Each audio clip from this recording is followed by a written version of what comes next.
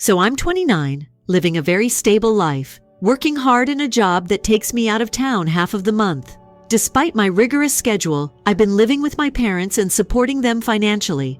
I pay $1,800 a month for rent and groceries, which is a significant portion of my income.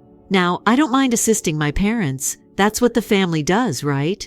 But the way they handled recent events has revealed their true colors. Let's start with how things typically go in our family. My parents have always favored my brother. Perhaps it's because he's the only son or has children, but it's quite evident. Over the years, there have been several situations where I felt marginalized, but I dismissed it since, when I first got my job and started making great money, my parents suggested that they needed assistance with their mortgage. I walked forward without hesitation, agreeing to pay rent. It was not a formal event, more of a verbal pact in which I believed I was doing my part. Little did I realize this created the precedent for them to expect me to provide financial assistance indefinitely. Fast ahead a few years. My brother, who has always been a little careless with his money, got married and had children. Despite his personal necessities, he hardly contributed to our parents' home, even less so when his children were born. He had a nice job, but the money was his, you know. Here's the juicy part. My brother lost his job. A tough break, right? Naturally, he goes to my parents for assistance without blinking an eye. They determine he should return to the family home.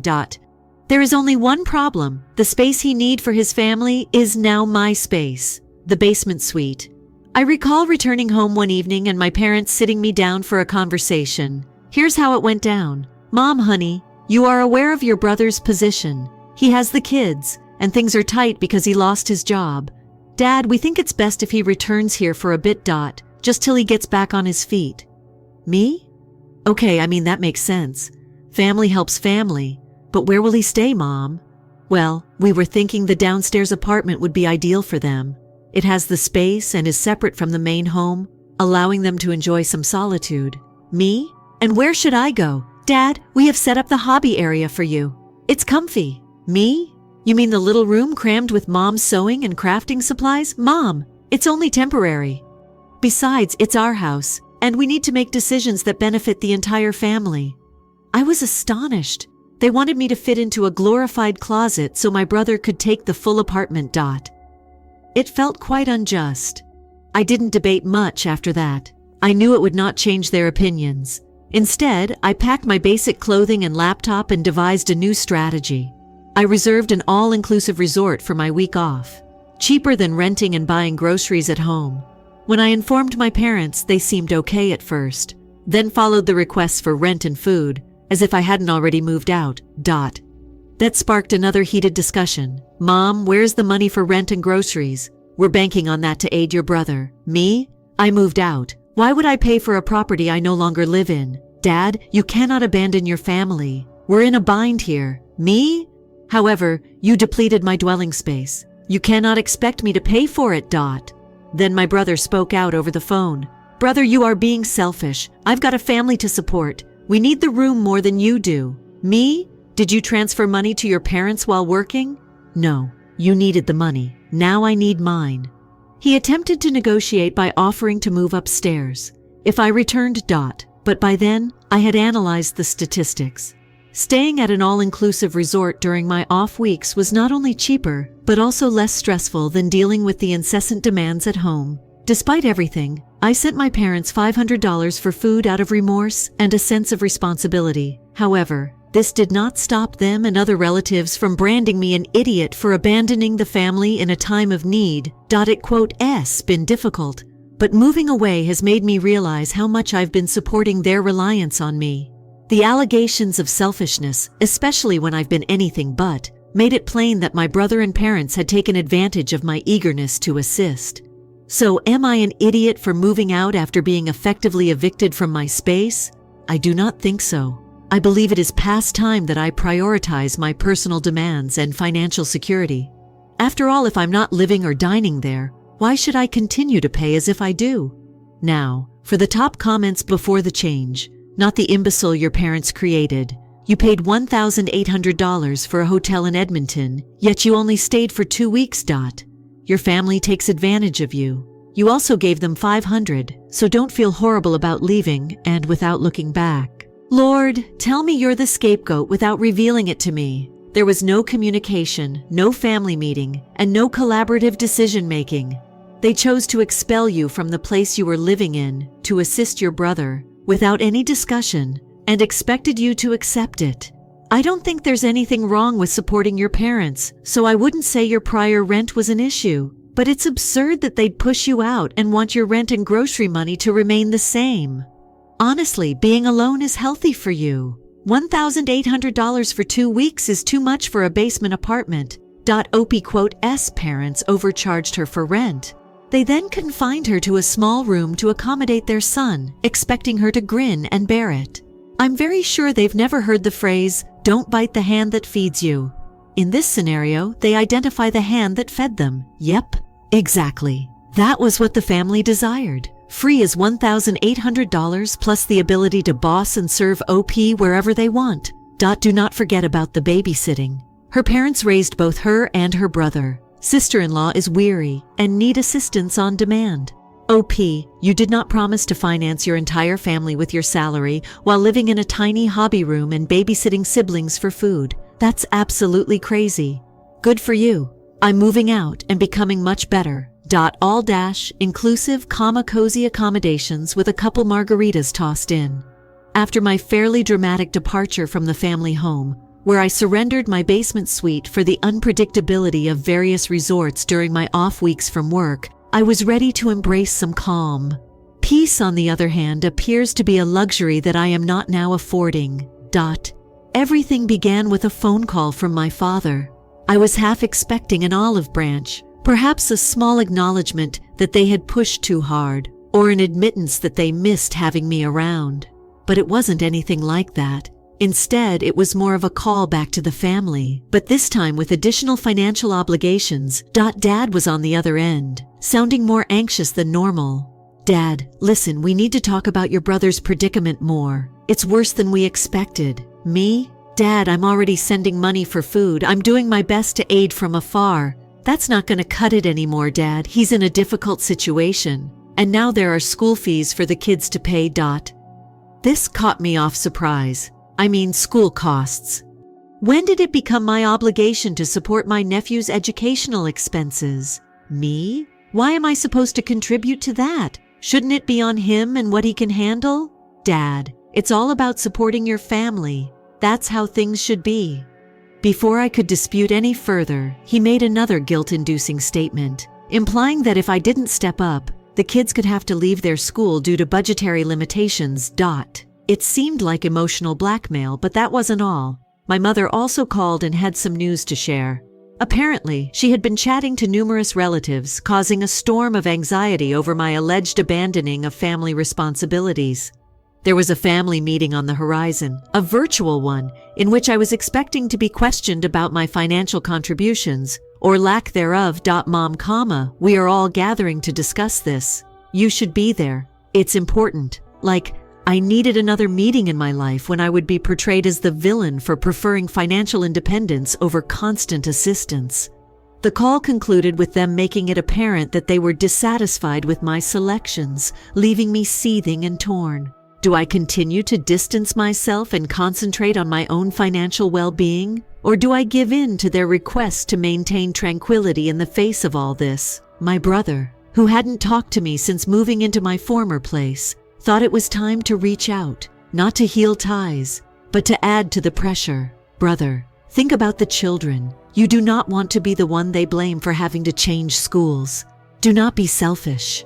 His statement struck a chord. Not because they made me feel bad, but because of their boldness. This was the same guy who had mismanaged his finances so badly that he was now dependent on our parents, and by implication, me, to help him out. His hypocrisy was blatant. I did not respond to his message. Instead, I spent the following 3 days reflecting on everything. The more I reflected on it, the more I understood how unjust the whole scenario was. I was being expected to sacrifice my financial well-being to support not just my parents, but also an extended family network with almost infinite obligations. The family gathering loomed huge, and when the day arrived, I logged in with a sorrowful heart but a clear mind. The variety of faces on my screen resembled a court of judges, poised to decide my destiny. The talk progressed as predicted. Aren't we all concerned about you avoiding your responsibilities? Uncle, family should come first. Above all, consider what is most important in this situation. The charges and guilt trips were flung around abundantly, and I found myself defending my decisions more vehemently than I had before. I explained my financial intentions, the importance of securing my future, and how unfair it is to be the lone financial buffer for everyone else's failings. It was emotionally and psychologically taxing to have to defend my life choices to a group of individuals who appeared more concerned with what I could contribute than with my well-being. At the conclusion of the meeting, I was fatigued. However, something within me had changed. The clarity that came from stating my truth was liberated. I understood that while family is vital, the toxicity of this dynamic was not something I could just tolerate. I made the decision right then and there to create boundaries. I made it obvious that while I will always love them, I could no longer be their financial crutch. I'd contribute when I could, but not at the risk of my own financial stability. The outcry was quick, more calls, more messages, and more guilt, but I remained steadfast. It was not easy, but it was essential. So here I am, sharing this with everyone. Not simply a rant, but also a reminder. Sometimes sticking up for yourself is the most difficult thing you can do, especially with relatives. However, it is also the most important for your own sanity and stability. Thank you for listening. Any advice or views are appreciated. How can you manage family expectations without losing yourself in the process? Because that is the balance I am now attempting to maintain. Hello everyone, I'm here with another dose of my continuing family drama. Seriously, just when I thought I had set some ground rules that would hold, the scenario escalated much further. Setting boundaries seems to have served as a trigger for everyone to step up their efforts to draw me back in. It is tiring, to say the least. So after that stressful family meeting in which I stayed firm on not being an ATM for everyone's financial woes, I'm hoping things would calm down a little. But boy, was I mistaken. If anything, it appears that my attempts to set some boundaries exacerbated the situation. A few days after the meeting, I received an email. Not from my parents or brother, but from an aunt who has always seen herself as the family's moral compass. The email was a monster, lengthier than the ordinary diatribe, filled with allegations and guilt-tripping from Aunt. We need to discuss a critical matter related to your recent decisions. It has become clear that you are retreating from your family obligations. This behavior is not only disheartening, but also very concerning for those of us who care about the family's well-being. Your parents have done so much for you, and now that they want your assistance, you are deciding to put your financial independence over their needs and those of your brother's family.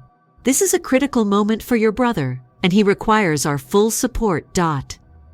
We expect you to reevaluate your position and begin making more significant contributions to his mortgage and the children's extracurricular activities. Remember, family is everything. We must assist one another, particularly during difficult times. Reading the email felt like I was being lectured by someone who was unaware of or unconcerned about the pressures I was already experiencing. The extent of entitlement was astonishing. However, that was not the end of it. Just when I thought things couldn't get any worse, my mother decided to escalate the situation by phoning my work.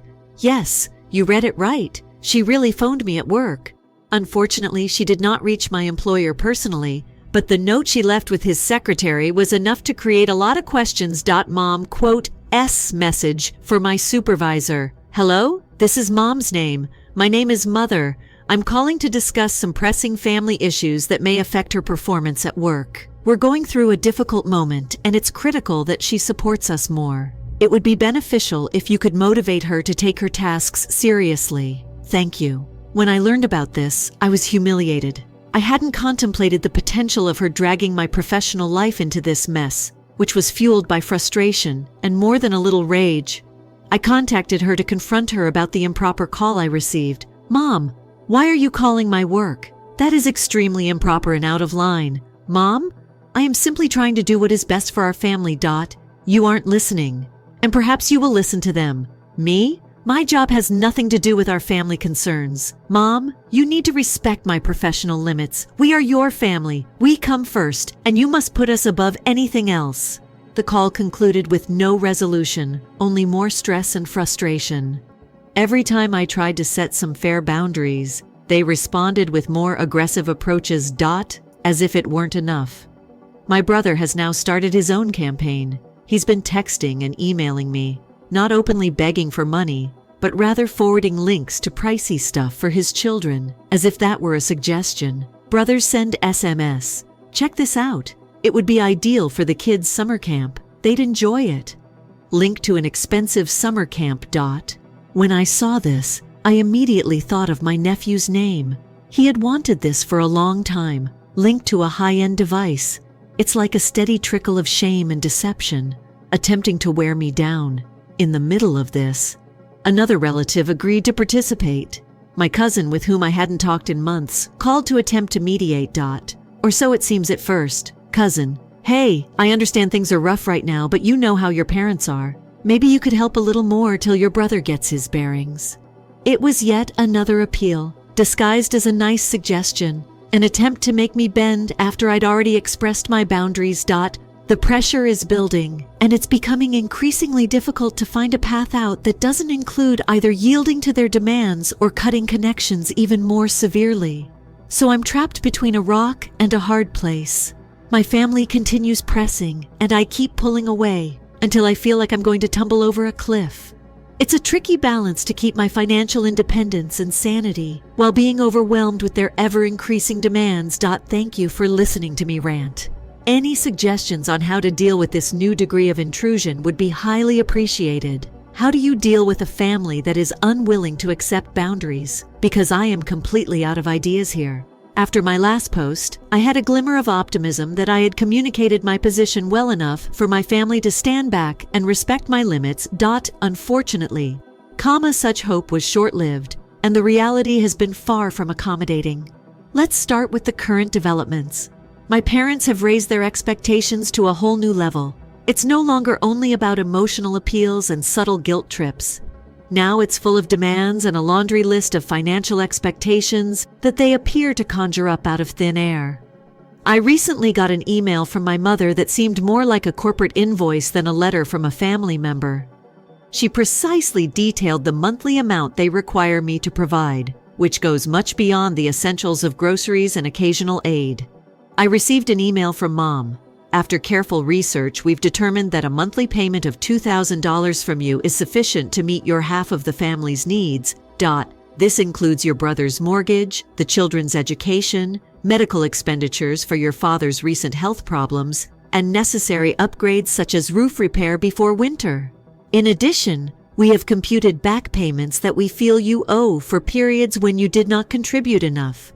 The amount of entitlement in that email was astonishing. Not only am I supposed to bear these arbitrary fees, but there is also a passing mention of past payments calculated based on their own appraisal of what I owe them.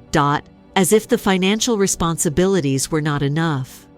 My father has launched a slander campaign throughout the larger family. He has been contacting up relatives, presenting me as the family's black sheep who has neglected his familial responsibilities. This has led in a torrent of calls and texts from cousins, uncles, and aunts I haven't heard from in a long time, all of whom express similar thoughts about family, responsibility, and devotion. One of my uncles even left a message that may have been planned to elicit maximum guilt. Uncle's voicemail: "Hey, that's Uncle's name. I just got off the phone with your father, and it's truly sad to hear what's happening. Family should keep together, even during trying times. We did not raise you to abandon your family. Think about what you are doing. Meanwhile, my brother has found a new outlet to share his side of the tale: social media. He's been talking about his financial troubles in a way that is intended to pull at anyone's heartstrings who is unaware of the real picture. Each post is a barely veiled attack at me, depicting him as the martyr trying to keep his head over water, while I ostensibly live it up away from family obligations. Brother quote social media post: "During difficult circumstances, you discover who your actual family is. We're struggling to keep things afloat here. And it's difficult when not everyone recalls their origins. Some individuals forget who supported them during difficult times. In addition, I made the right decision to miss a recent family reunion. According to a relative who remained more impartial, the primary subjects of debate were my absence and the decision to impose financial restrictions. My activities appear to have sparked quite a commotion, changing me into a member of the family. Pariah in absentia, cousin insight. You wouldn't believe the conversations over supper. You're essentially the lead character in a drama. None of us signed up for it. I attempted to explain that you were merely setting some boundaries, but it was as if I was speaking in a different language. They believe you're simply being selfish. With each passing day, the pressure increases, becoming more merciless. Every time I try to pull back, I feel an even stronger tug to lure me back in. The more I attempt to assert my independence, the more they appear intent to undermine it. Wrapping up their money demands in the garb of family duty and loyalty. It quote, "S a tug of war for my financial security and mental calm. Every talk feels like a struggle. Every phone conversation was a strategy session designed to wear me down and shame me into acquiescence. So, I'm wondering how much is too much.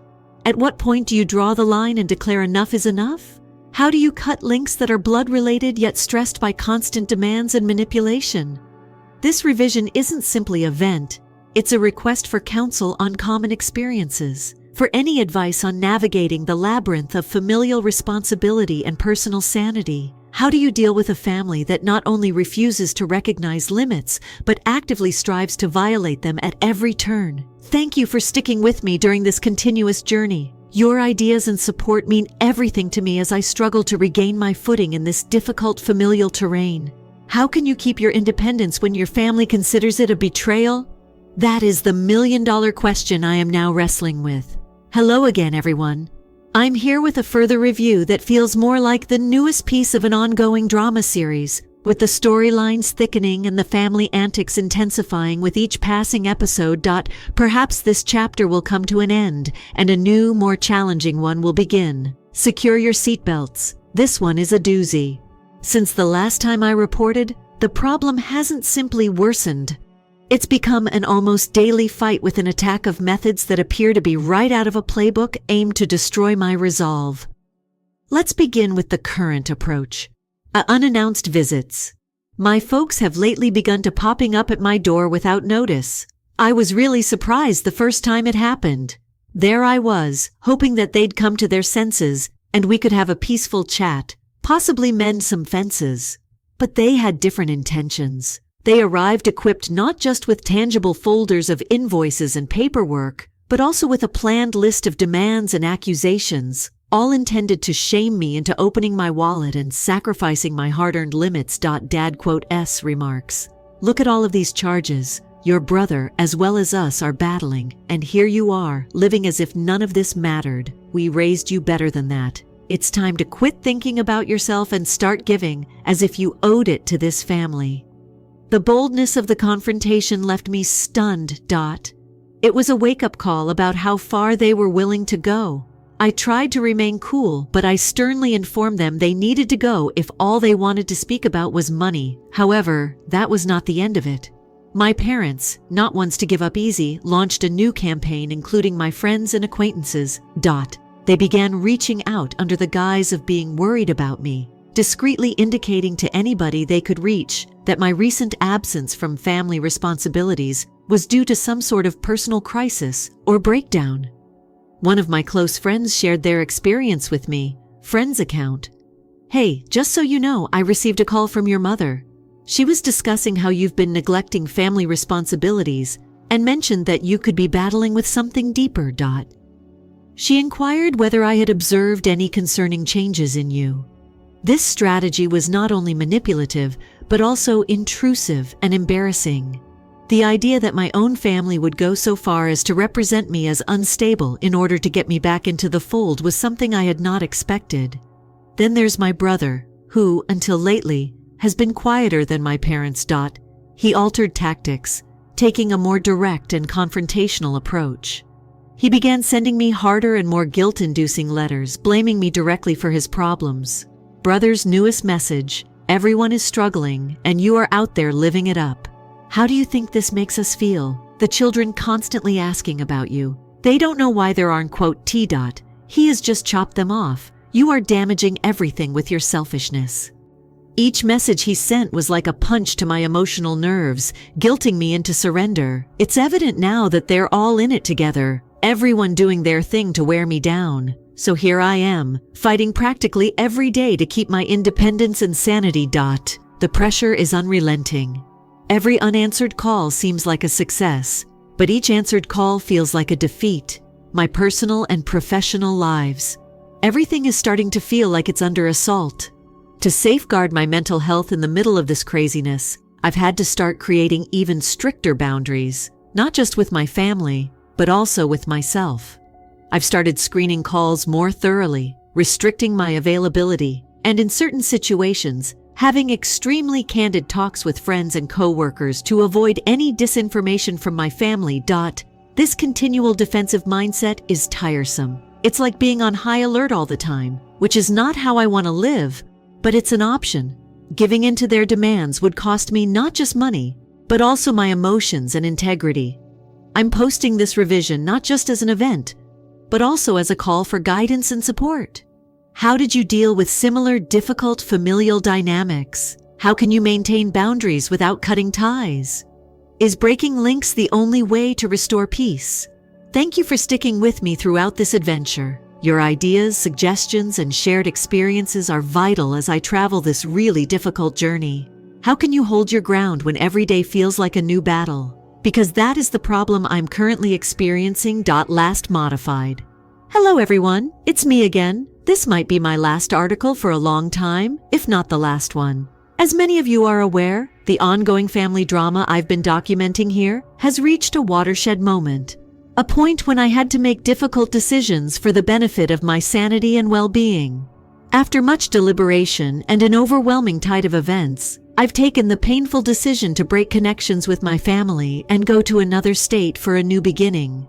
Here quote, us, how things went, and what it's been like navigating this major adjustment since my previous article.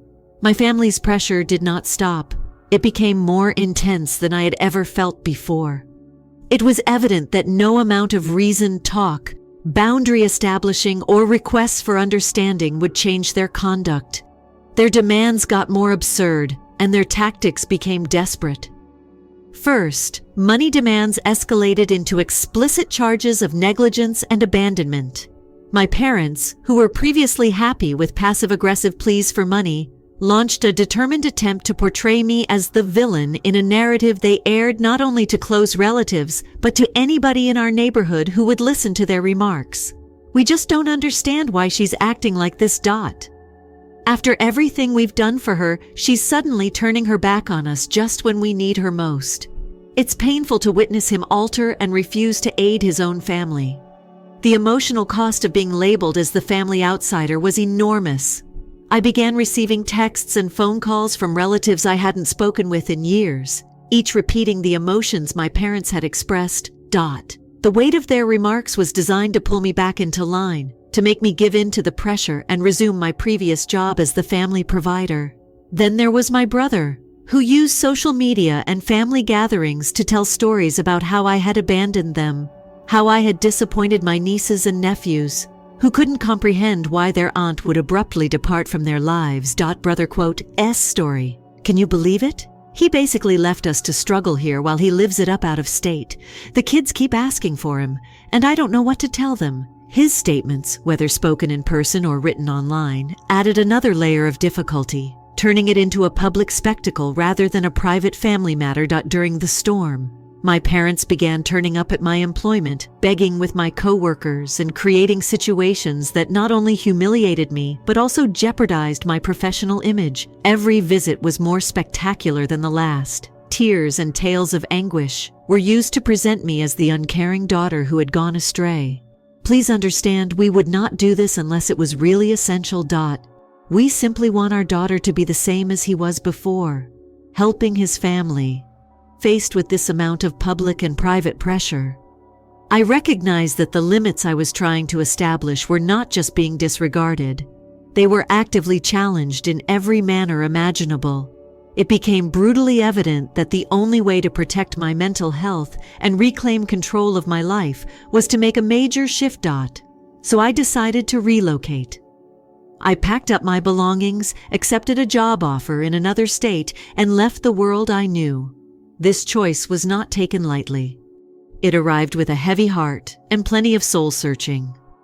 I understood that moving away and breaking links would permanently change my relationship with my family.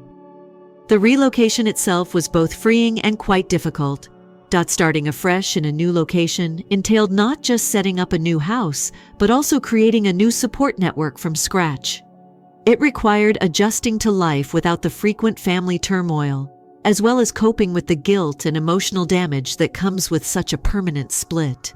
Since moving, my days have been a combination of relief and introspection. There is a sense of relief that comes with no longer being on high alert for the next family catastrophe. But there is also pain in knowing that my links to my family have been severed, maybe irreversibly. Every day offers fresh difficulties and possibilities. I am exploring my new city, meeting new people, and finding aspects of myself that had been buried by years of familial duty and shame.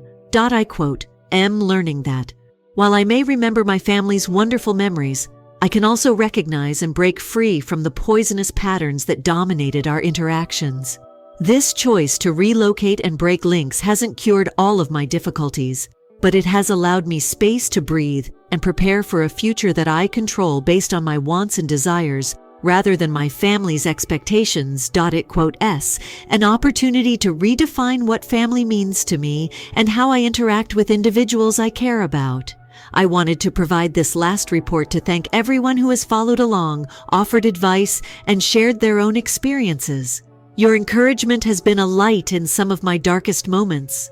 For everyone else going through a similar problem, I understand that sometimes the most difficult decisions lead to the greatest progress. Take care of yourselves, and remember that it's acceptable to prioritize your own well-being over familial duties that aim to degrade you. Here's to fresh beginnings, healing, and finding peace wherever you are. Thank you. And maybe someday I'll come back with new stories and insights from my quest of self-discovery. Story 2. Parents took out a $170,000 debt in my name to pay pampered golden brother's schooling, claiming it was my obligation. So here I am, just 23 years old, having graduated from college and believing I'm ready to take on the world. I mean, I worked my tail off to go through school and I was just beginning an internship. Everything appeared to be coming into place. And for once I felt pretty darn pleased of myself. Then one day I got this email from the bank, and at first I think, oh, maybe it's just one of those generic notices. Whatever. But when I finally open it, my heart almost stops. It says I owe $170,000, 170,000 freaking bucks. I sat there gazing at the computer thinking, no way. This must be a mistake. How the heck could I owe that much? My total college tuition was projected to be roughly $85,000, tops, and that's assuming I didn't get any scholarships. But I did receive a scholarship, so this number does not make sense. I begin going over everything in my thoughts, attempting to find out where this big number came from. Maybe they accidentally inserted an additional zero or something. I know that seems silly, but I'm just grabbing at straws at this point. So of course I start freaking out. My mind is racing, trying to figure out what to do next. I expected some student debt, but nothing like this. I felt I was doing responsibly. Taking out just enough to fill the gaps in my scholarship. Working part-time at a cafe to keep my bills down. All the nice stuff. So where the hell is this? Where is $170,000 coming from? First thing I do is phone my parents. I am trying to remain cool, but I am already sweating profusely. My mother answers the phone and I try to explain the problem, but she just says, oh, don't worry, it's probably just a bank mix-up. We'll work things out. But she says it in such a way that I know she isn't really listening. She seems to be already thinking about the next item. I press a bit more and say, no, Mom, this is serious. The bank claims I owe $170,000 and I want to know why. There's an uneasy silence before she begins explaining how they took out a loan in my name for college expenditures. But it should not be that high. She attempts to shrug it off again, telling me not to worry and that we'll discuss it later. But I'm not having it. I ask her straight up, "Did you take out more than I needed? So did you take out the entire amount just in case?" That's when she becomes silent. I can nearly hear the wheels moving in her mind as she considers what to say next. Eventually, she says, "Yes, we took out the entire amount, but it was just to ensure you had enough. If your scholarship did not cover everything." Now I'm the one who is dumbfounded. I'm trying to understand why they would withdraw so much money when it wasn't required. I received a partial scholarship that covered a significant portion of my tuition, with the remainder covered by my employment and some savings. So why did they withdraw $170,000? I began asking more questions, and eventually my mother said something like, "Well, your brother needed some help with my brain." At that moment, there were some short circuits. My twin brother Evan didn't even attend college. He was too preoccupied with his desire of becoming a model or anything like that. So I'm sitting there trying to digest the reality that they took out a loan in my name and handed him a portion of the proceeds.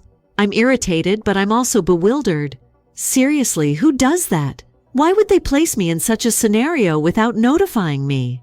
I begin to speak louder on the phone, asking her how much they gave him and why they didn't simply take out a separate loan for him if he needed money so badly. But she simply continues avoiding the questions, trying to calm me down and claiming we'll work things out. Figure it out. Are you kidding me? I have a $170,000 debt hanging over my head, and she wants to work it out later. I tell her we need to discuss this in person, and she grudgingly agrees. I hang up the phone and sit there for a long, trying to keep myself from destroying things. It's as if I believed I was doing everything correctly, and suddenly I'm being ambushed with a big debt that I had no idea about. I spent the following several days in a bizarre trance, unsure what to do. I mean, I couldn't just make $170,000 disappear, and I couldn't really focus on my work.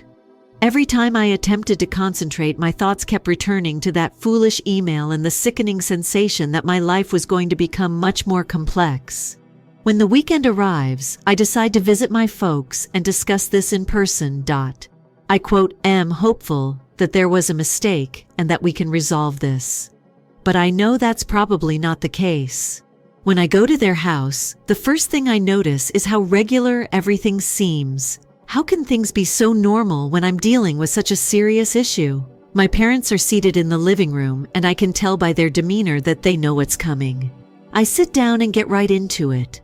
No small conversation or anything. I need to know what's happening with this debt. I attempt to keep my voice steady. My father simply sighs and begins telling me how they were trying to do what was best for both me and Evan, and that they didn't intend for things to turn out this way. But it is not good enough for me. I press them for information, asking how much they took out, how much they gave Evan, and why they didn't just tell me about it from the beginning. My father becomes defensive, stating that they always strive to treat us equally, but I can't help but feel like I'm the one getting screwed today. After what feels like hours of back and forth, they ultimately acknowledge that they provided Evan $80,000 from the loan to aid him with his profession. I cannot believe what I am hearing. Evan didn't even attend college, and now I'm left to cope with a debt that is more than double what I should owe. I question why they didn't take out a loan in his name, but they kept making excuses. His grades were not good enough. They have no other assets to offer as collateral, blah blah. I'm furious at this point, but I know shouting at them won't solve anything. So I just inform them that I will not pay any more than what I owe for tuition.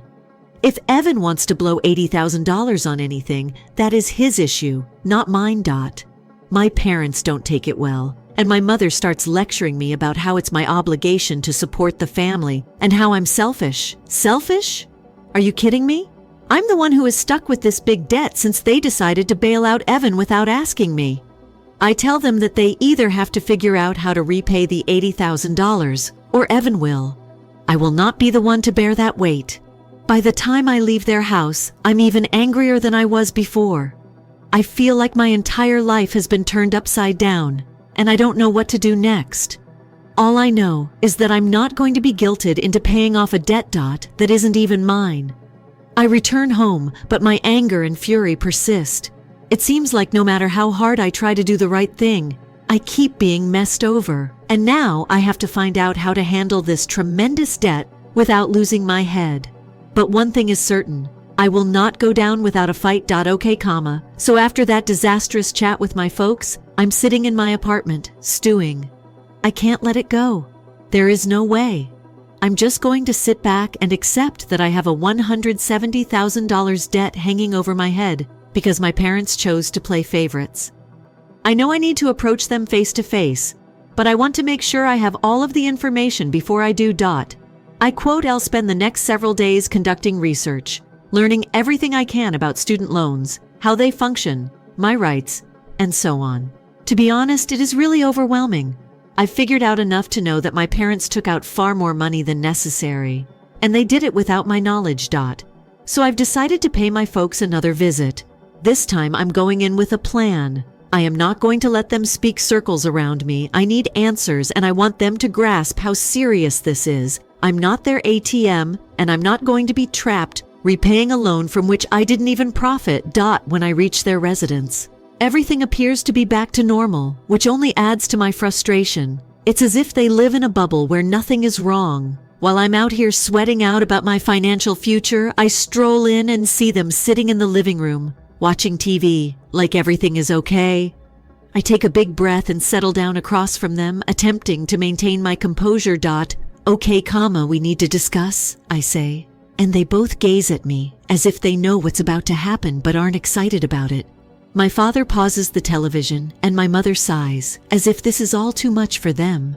I begin setting out all I've learned about the loan, how much I should truly repay, and how the additional $80,000 they deducted is completely unnecessary. My mother's face is hardening, and my father is sitting there with his arms crossed, as if he is waiting for me to finish my little tirade. I got to the point where I wonder why they didn't just get Evan a separate loan if he needed it so badly. And this is when my father finally speaks out. He adds something like, well, you have to understand that your brother was not in a position to get a loan on his own. His grades were low, and we didn't want him to begin his adult life with such a burden. I cannot believe what I am hearing. So instead you choose to place the weight on me? I ask, trying not to raise my voice too loudly. I fought so hard to go into school and obtain that scholarship, and now I'm the one who has to pay for Evan's career. My father is getting defensive now. He starts talking about how they've always tried to support both of us equally, and how they didn't intend for things to turn out this way. But that does not feel fair to me at all. It feels like they're using me to cover for Evan's mistakes. I tell them outright that I am not going to repay the $80,000 that they provided him. My mother's face turns white and she begins to cry, but I don't allow it get to me. I understand what she is attempting to do. She's attempting to guilt trip me, making me feel selfish for not wanting to care for my family. But I am not falling for it this time. She begins with the entire "we did this for the family" spiel, claiming that they were only trying to ensure Evan had an opportunity to achieve, just as I had. But I hit back, wondering how she could give Evan $80,000 to spend on who knows what. Is the same as my utilizing the money to acquire an education. She doesn't have a good answer, so she starts weeping even more. My father, of course, leaps in to protect her, claiming that I am being very harsh. I don't comprehend how much strain they were under. But what about the pressure I'm under right now? I'm the one who will be stuck paying this off for who knows how long. They don't seem to understand that. We go back and forth like this for what seems like eternity. They keep attempting to rationalize their actions, and I keep shooting down their explanations. I'm becoming increasingly agitated, but I'm trying to maintain my composure. I don't want to lose my patience, but it's difficult when it seems like they're not listening. Finally, I decide to alter tactics. I inform them that if they don't repay the $80,000, I will have to take legal action. My father's eyes widen, and my mother appears to be about to have a meltdown. They begin to implore me not to do something dramatic, claiming that doing so will ruin the family. But I am done with their guilt trips. I warn them that either they find a method to repay the money, or I'll have no choice but to defend myself. I cannot afford to let this debt ruin my life simply because they chose Evan over me. My mother eventually speaks out through her tears, claiming that they would try to find a solution, but I can tell she is only trying to calm me down. My father is still surprised that I would contemplate pursuing legal action against them, but he doesn't protest anymore. I think he understands I'm serious and won't back down. I get up to go, and as I walk out the door, my mother yells after me, wondering whether I'm really going through with it. I simply turn around and say, "If it comes down to it, yes, I will." Then I depart, not looking back. As I drive home, I begin to experience an unusual mix of feelings. I'm definitely furious, but also sad. I didn't want it to come to this, but what other option do I have? My parents have put me in an untenable predicament, and now I must figure out how to get out of it. It quote terrible, but I know I have to do what's best for myself. By the time I return to my place, I'm emotionally exhausted. I just slump into the sofa and look at the ceiling, attempting to make sense of everything. I know I'm in for a long struggle and I'm not sure how it will play out, but I'm prepared. I need to be. I start considering the next moves, what I need to do to defend myself legally, how I plan to stay afloat financially, and so on. But basically, I'm fatigued. I didn't expect this to be simple, but I also didn't anticipate it to be so difficult. As I lie there, I understand this is only the beginning. There a long road ahead of me, and I'll need to be strong if I want to go through it. But at least I know what I'm up against, and I'm not going to back down whatsoever. After that argument with my parents, I realized I couldn't just sit around and wait for them to miraculously fix the situation. If I've learned anything from this, it's that they aren't the sort to take responsibility. So I decided to take matters into my own hands and find out what happened to this loan. There is no way I am going to let this debt ruin my life, especially when half of it was used to fund Evan's partying or whatever he did with it. The first thing I do is go over all the papers I can locate. I understand it isn't exactly thrilling, but I'm desperate. I need to check if there's any way I can avoid paying the extra $80,000. I start bringing out all of my documents, including loan agreements, bank statements, and emails. I'm not sure what I'm searching for, but the more I learn, the better. As I read through this, I begin to see things that do not match up. For example, I have bills from college that reflect my tuition expenses, but they do not match the numbers on the loan documentation. There's a significant gap between what I actually owed for school and what was deducted in my name. It's irritating as hell since it's becoming evident that my parents took far more than they needed to. They didn't even inform me about it. But what truly irritates me is when I discover how they gained access to my bank account. When I was 18, I had no idea how any of this operated. Who actually knows about loans and bank accounts when you're just learning how to be an adult? So when my parents asked me to sign certain documents, I didn't think twice. I just trusted them. A big error. I discovered that they had me sign over access to my bank account so that they could handle my money while I was in college.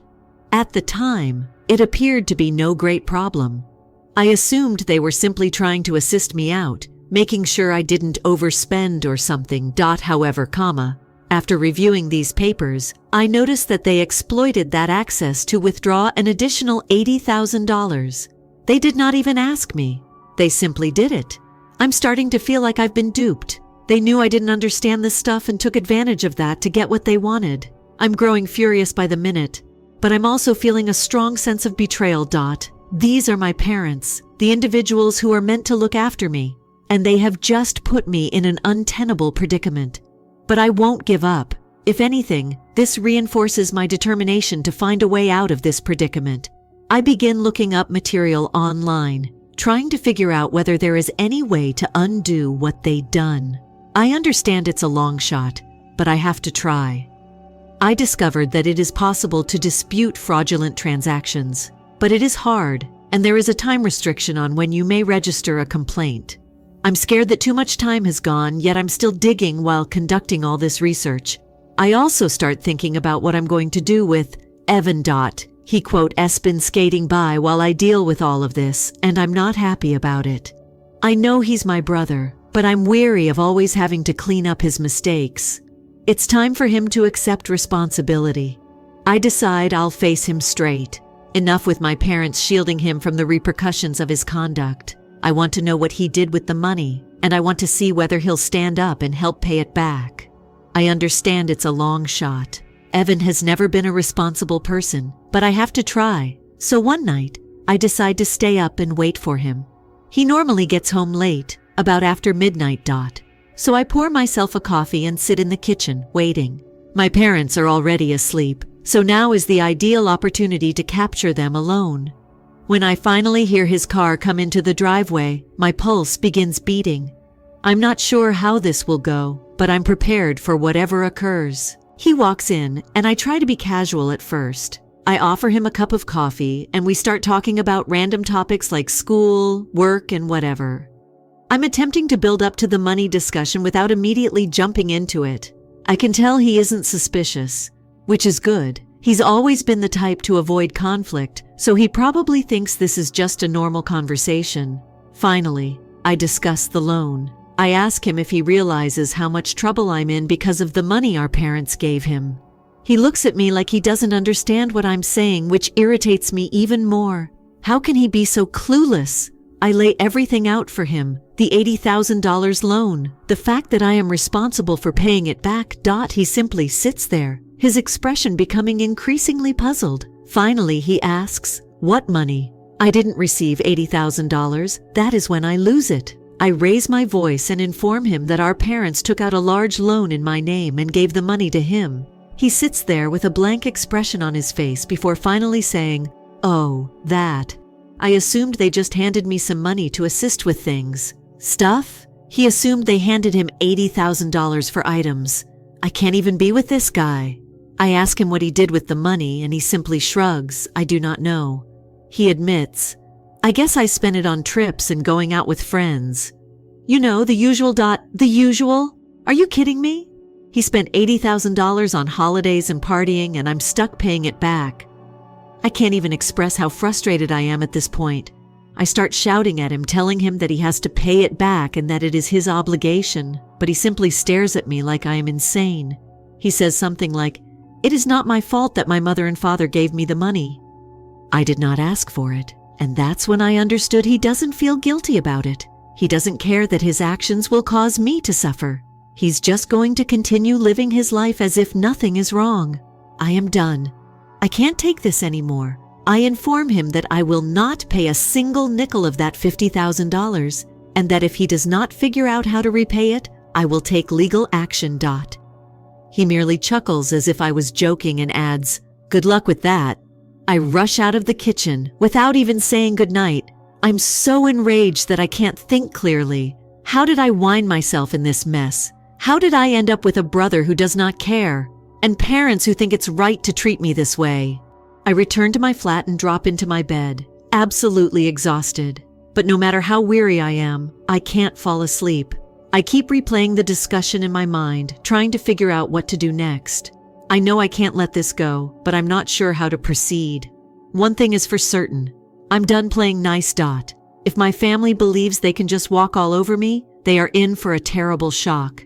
I'm not backing down or giving up. It's tough. So, after the entire catastrophe with Evan, I'm back at my place trying to relax. I feel like I have been hit in the belly. It seems like no matter how hard I try to make sense of it all, things just grow worse.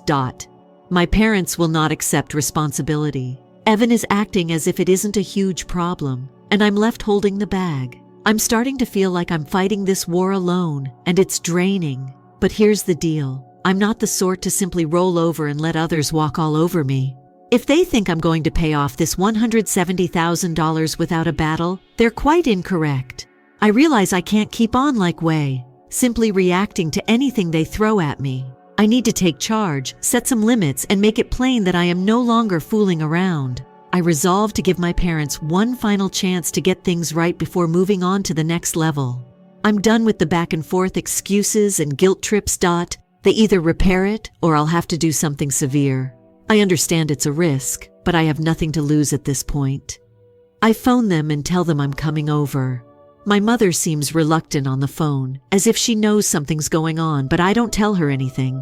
I just say we need to talk, and I'll be there shortly. I am trying to keep my emotions under control, but I'm nervous as hell. I'm not sure how they'll respond, but I know I have to do this when I arrive to their apartment. It is the same old pattern. They're in the living room watching television, like everything is okay. I sit down and take a long breath, trying to decide how to begin. I know I can't come across as forceful straight away, or they'll shut down. So I start calmly, setting out the scenario and expressing how important it is. My mother becomes very emotional, as one could expect.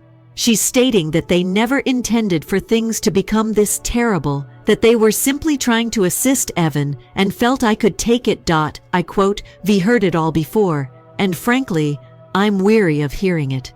I cut her off, telling her that this is no longer about Evan. It's about how they place me in an untenable scenario and want me to simply cope with it. Then I drop the device.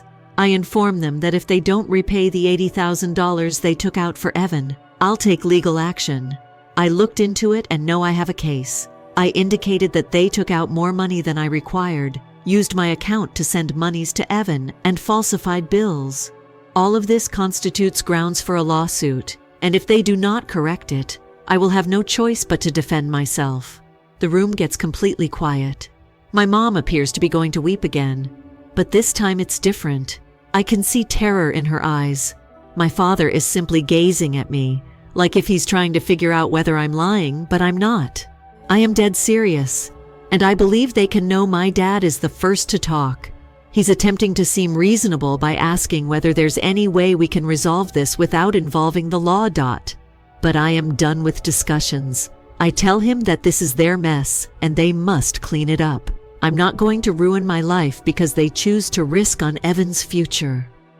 My mother begins begging with me, claiming that they do not have the money, that they are already suffering, and that bringing this to court will ruin our family.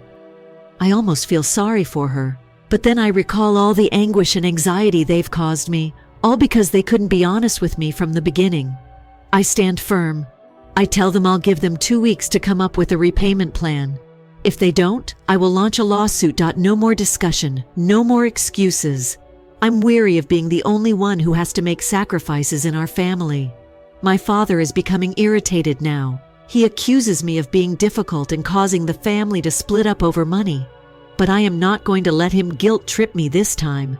I tell him that they are the ones who placed me in this situation and I'm simply doing what I can to defend myself. The communication continues back and forth like this for a long, but I don't give up. I constantly telling them that this is their duty and not mine. Finally, my father responds. We'll see what we can do, but he's plainly upset. My mother is still sobbing, but I don't have the energy to soothe her. I understand it seems harsh, but I've been pushed to my limits. I leave their house feeling exhausted, but yet relieved. I know I did everything I could to give them a chance to make things right. If they don't, I'll have to follow through on my threat. It's not what I want, but it's what I must do. Over the following several days, I keep expecting for my phone to ring, for them to call me and say they've found something out. But all I get are a few texts from my mother imploring me to reconsider, telling me how difficult this is for them and how concerned they are about what will happen to the family. But I do not budge. I just keep reminding her about the deadline. 2 weeks, that's all they have. As the days go by, I begin to prepare for the worst. I assemble all of the papers I discovered, printing out copies of emails, bank statements, and anything else that might support my case if it goes to court. I even consult a lawyer to ensure that I'm prepared for whatever comes next. It feels strange, like I'm preparing for a struggle against my own family, but I know what I have to do. I can sense that my friends and girlfriend are worrying about me. They've been encouraging, but they keep questioning whether I'm certain I want to go ahead with this. It's a valid question. Who wants to sue their own parents? But I continue to tell them the same thing. I do not have an option. If I ignore this, I'll have to suffer the consequences for the rest of my life. Literally. Finally, the 2-week deadline arrives, and I haven't heard from my parents. I'm beginning to suspect they're simply going to ignore this and hope I back down, but they don't know me as well as they think they do. I am not backing down. I texted my mom one final time, reminding her of the deadline and informing her that if I don't hear from them by the end of the day, I'll file the lawsuit in the morning. That night, I'm laying in bed, gazing at the ceiling, as if I'm going to cross some invisible line that I'll never be able to recover from. It quote, "S an odd combination of emotions, rage, despair, fear, and a peculiar sense of relief. I have done everything I can to give them a shot. They are now responsible for whatever occurs next. The next morning, I receive an SMS from my mother. It's only a few lines long, yet it contains all of the information I need. We're working on getting the funds together. Please refrain from taking any action right now. We will talk shortly. It's not the resolution I was looking for, but it's something. At least now I know they are taking me seriously. I texted back, informing her they had one more week to come up with a solid strategy. If they do, I won't file the case. But if they're simply stalling, I'll go forward with it. Now all I can do is wait and watch what they come up with. I'm hopeful they'll eventually do the right thing, but I won't hold my breath.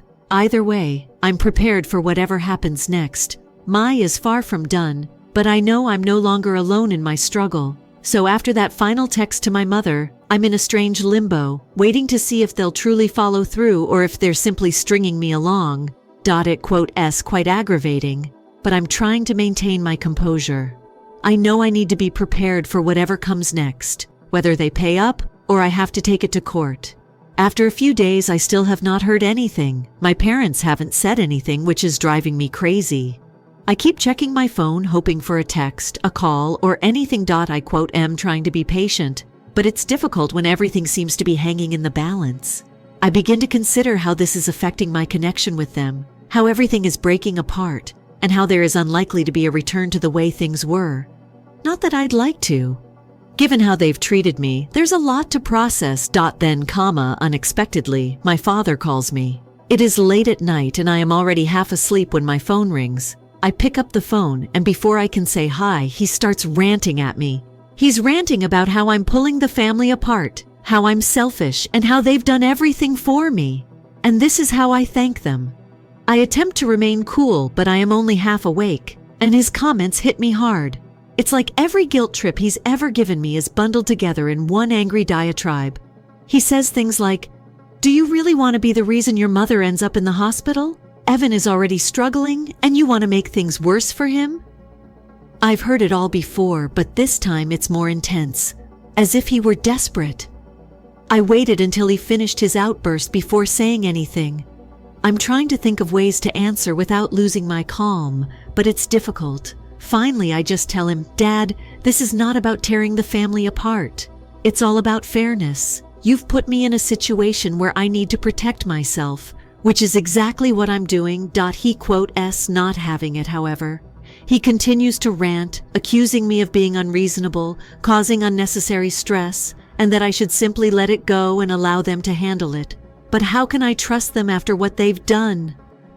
They've lied to me, taken advantage of me, and now they're attempting to make me feel guilty for defending myself. I tell them that I've given them more than enough chances to put things right, and that if they don't come up with the money, I'll have no option but to carry out my plans. He becomes increasingly furious, but I stop him off, saying, "Dad, this conversation isn't going anywhere. I have taken my choice and will not back down." He hangs up on me, and I am left gazing at my phone, feeling as if I have been hit in the belly. It stinks, but I know I did the right thing. I can't keep allowing them guilt trip me into doing everything they want. This is my life, and I need to take charge of it. The next morning, I wake up to a slew of texts from my mother. They are all over the place. Some of them include her attempting to reason with me. Others are guilt trips, and a couple just begged me to discontinue the whole affair. She's saying things like, "We're your parents. We would never injure you. And Evan is your brother. He requires your support, not your wrath. But I can't allow myself get drawn into it again." We've gone down that path too many times and know where it leads. Me getting screwed over while they pretend everything is okay. I texted her back, saying I'm still waiting for them to come up with a plan to repay the money. I tell her that they only have a few days till I take action. She does not answer immediately, but when she does, it is just more of the same. She says they're doing their best, but they don't have the money right now, and that I should be patient. It's irritating, but I'm not surprised. I'm starting to suspect they never intended to repay me. They simply wanted to see whether they could wear me down till I gave up. A few more days pass and I become increasingly concerned. I know the deadline is approaching, and I need to be prepared to follow through on my threat if they don't deliver. But a part of me still believes they will do the right thing, even though I know it is doubtful. Then, On the final day of the deadline, I receive another call, this time from Evan. I am astonished because he has been rather silent since our previous talk. I pick up, and he isn't shouting like my father, but he's plainly unhappy. He begins by expressing his regret that things have deteriorated to this point and wishing he could do more to help. I am doubtful, but I let him talk. He claims he has been thinking about what I said and understands why I am furious. He even confesses that he should not have accepted the money without first asking questions, and that he should have handled it more responsibly. But then he drops the surprise. He has no method of paying it back. He is still not generating any money from his modeling engagements, and he is barely getting by as it is. I can sense the irritation in his voice, and a part of me wants to feel sorry for him. But I'm also rather bored of it all. I tell him that while I appreciate him acknowledging that he made a mistake, the reality that I am the one who is left with the obligation remains unchanged. I tell him that if he can't pay it back, our parents must step in and take care of it. He sighs and says he'll speak with them, but I can sense he isn't optimistic. He and I both know that they aren't in a hurry to pay up. We terminate the call on a tense tone, and I feel even more depleted than before. It's as if every time I think I'm coming close to a solution, something new appears to bring me back down. The next day, I receive a message from my lawyer asking whether I am ready to proceed with the case. I know this is the moment of truth. Either my parents come up with the money or I'll take them to court. I send one more text to my mother, reminding her of the deadline and informing her that if they don't have the money by the end of the day, I'll file the lawsuit in the morning. Hours pass, and I don't hear anything. I'm beginning to understand that this is actually occurring, and that I'll have to sue my own parents to recover what I'm entitled. It feels weird, like if I'm living in a distorted universe in which nothing makes sense. Then, just when I am ready to give up hope, I receive a text from my father. He describes it as brief and to the point. They've managed to save some money and will be able to repay me in installments. He does not apologize. It says nothing about how they treated me, only that they will begin paying me back. It's not quite the win I had hoped for, but it's something. At least now I know they are taking me seriously. I text back, saying I'll take the funds but would keep a careful check on them to ensure they follow through. I also inform him that if they miss a single payment, I would file a lawsuit right away. He agrees, and that's all. I finally feel like I'm regaining control of my life, but it's bittersweet. I had to battle tooth and nail to get here, and my connection with my parents and brother is likely beyond repair. But at least now I can move ahead with the knowledge that I did what was necessary to protect myself. It's an odd sensation, relief mixed with grief, fury mixed with a sense of completion. But I know one thing for certain, I will never let them take advantage of me again. This is the beginning of a new chapter, and I want to make the most of it no matter what. So when my father agreed to begin paying me back in installments, I hoped that things would begin to improve. I mean, that wasn't the resolution I had hoped for, but at least they were accepting responsibility. I thought, well, we can do this. We can just go on, and I can refocus on my life. However, nothing is ever that straightforward with my family. The first few payments arrived, and I began to see light at the end of the tunnel. It wasn't much, but it was something, and I clutched onto it like a lifeline. I was even beginning to believe that, with time, we might be able to heal some of the harm. I realize I must have been insane to think that. Then the payments abruptly ceased. No warning, no explanation, nothing. I'm sitting there updating my bank account, hoping there's been a malfunction.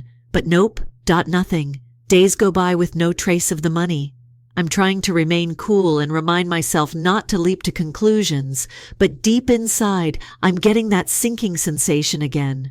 I give it a few more days, trying to convince myself that they're simply late, that they'll get through eventually. But as the days and weeks pass, I can no longer avoid the fact they are not going to pay.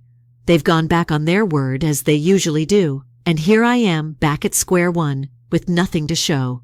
For all the hardship and pain I've endured, I'm beyond pissed. I feel like they've been playing me the entire time, hoping I'd let it go. But I'm not going to let them screw me over again. I take up my phone and begin composing a text to my father, setting everything out. I inform him that they have missed their payment, and I will no longer allow this. I offer them one final chance to explain themselves, but I make it clear that if I don't hear from them by the end of the day, I will file the case first thing the next day. I send the SMS and then wait and wait. I'm always walking around my flat, trying not to lose my mind.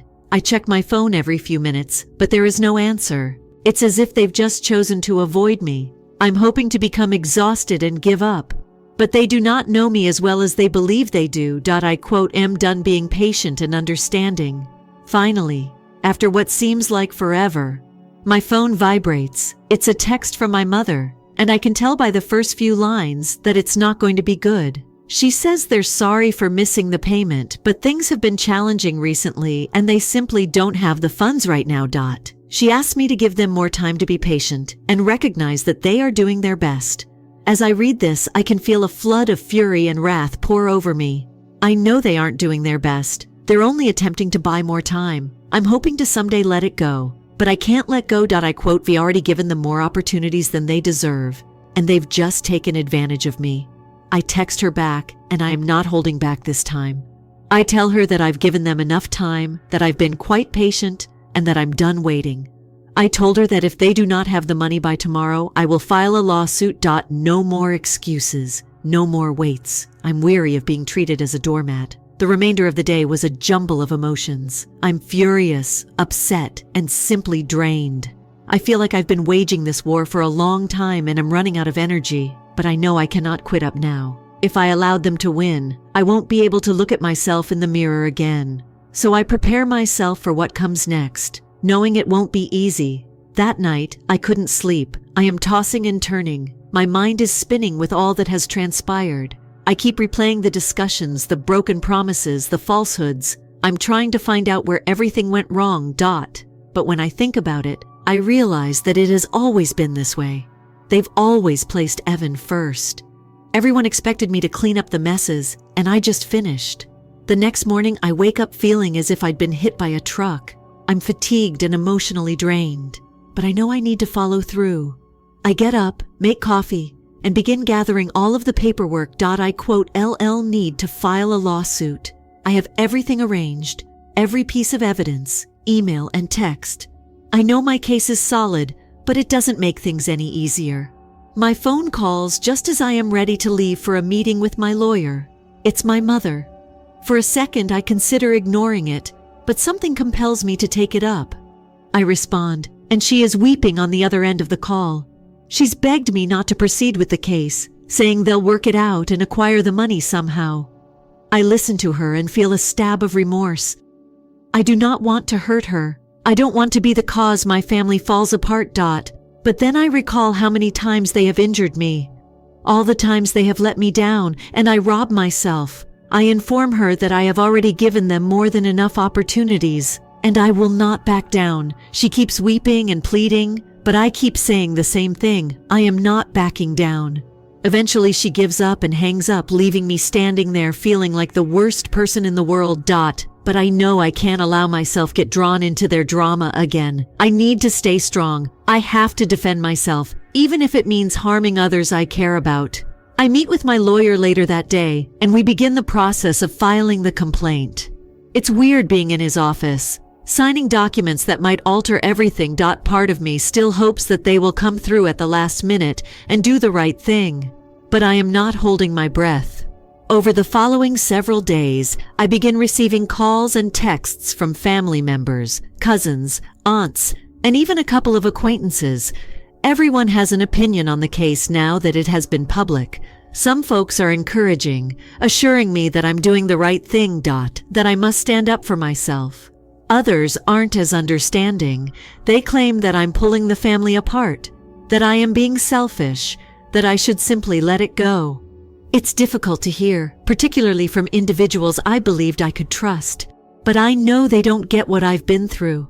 I don't know the complete story. They are only seeing the surface, not the years of anger and pain that lead to this point. I try not to let it get to me, but it is difficult. I feel like I am losing everything, including my family and support system, all because I decided to advocate for myself. But then I remember myself why I'm doing this.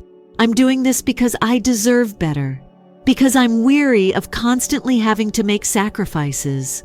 I'm doing it because I need to take charge of my life, even if it means sacrificing some relationships along the road. So I keep pushing on. It's not easy, and I know there's a long road ahead, but I'm determined to see this through till the conclusion. I have traveled too far to turn back now. This is my life and future, and I refuse to let anyone take that away from me. So, here we are. It's been a few weeks since I filed the lawsuit against my parents, and it has been one of the most difficult things I've ever done. I never envisioned myself battling my own family in court, but life has a way of putting you in unexpected circumstances. If you had told me a year ago that I was going to sue my parents, I would have laughed in your face. But here we are. The first thing I observed once the news broke was how fast people took sides. Everyone in the family seemed to have an opinion, and the majority of them were not afraid to express it. Some of my cousins contacted me to say they were proud of me for sticking up for myself, but many of the elder relatives were less sympathetic. They kept repeating things like, "Family comes first," and "Don't air dirty laundry in public." It was as if they expected me to simply accept the hit and go on. All for the purpose of maintaining the peace. But what about peace?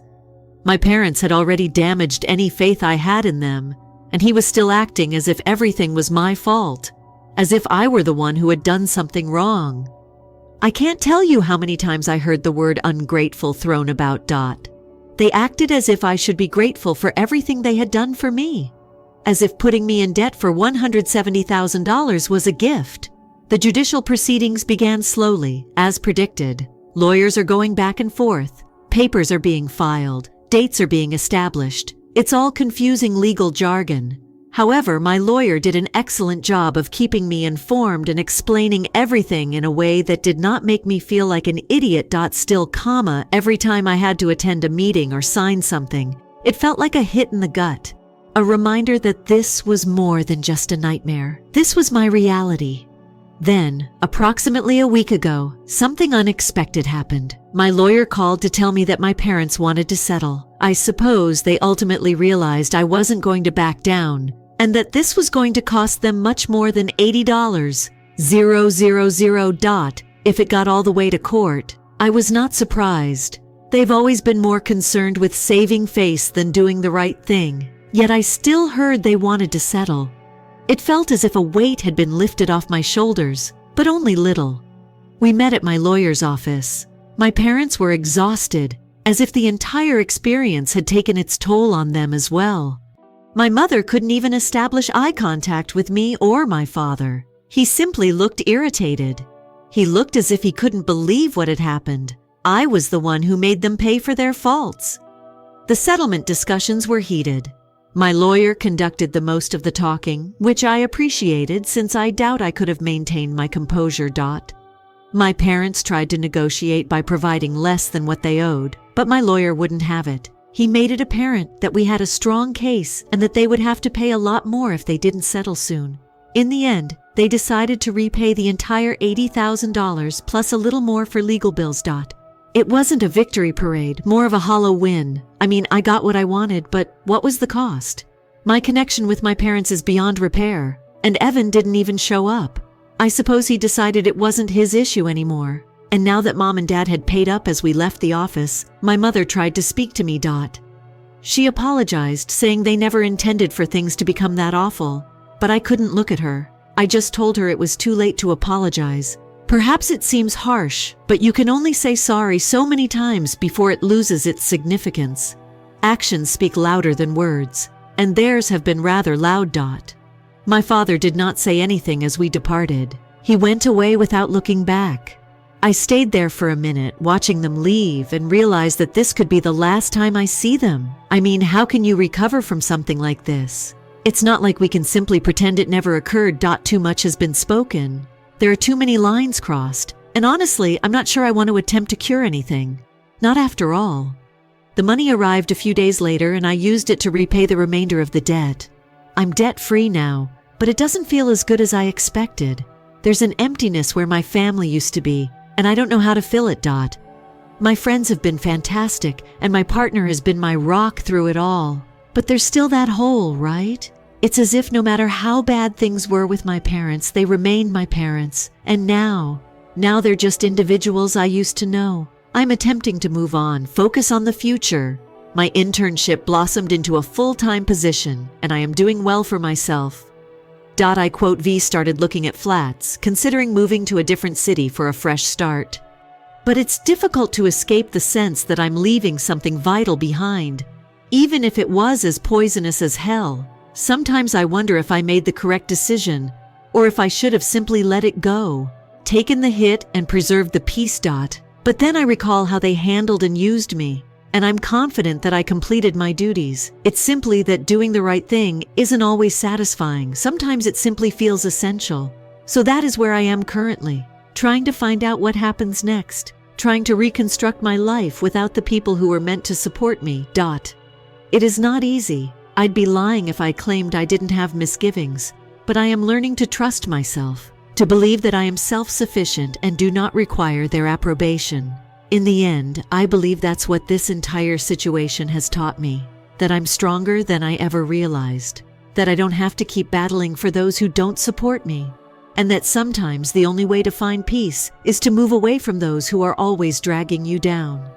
I have no idea what the future contains, but for the first time in a long time, I am content with that.